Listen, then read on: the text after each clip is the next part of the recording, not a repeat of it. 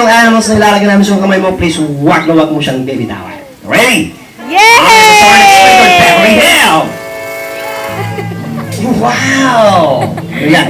Okay, dahil Year of the Dragon ngayon, actually, ang hawak po ni Bossing ay isang Eastern Bearded Dragon. Yun lang, hindi po siya bumubuga ng apoy. Instead, siya po ay nanggaling pa sa Australia. Lumalaki po sila hanggang 24 inches. That's about 2 feet. Omnivores po sila na kumakain po ng mga insekto at mga baby vegetables.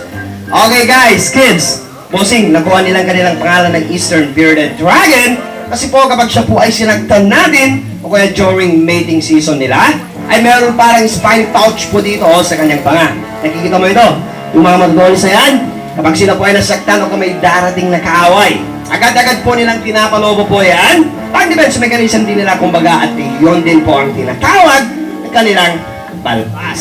At dahil sila po ay mahihain at medyo kalama, sila po ay perfect pets for kids. So once again, lakpan natin yung creative natin. Thank you very much. Yay! Sige, Daddy naman. Ma'am, nandiyan ba si Daddy?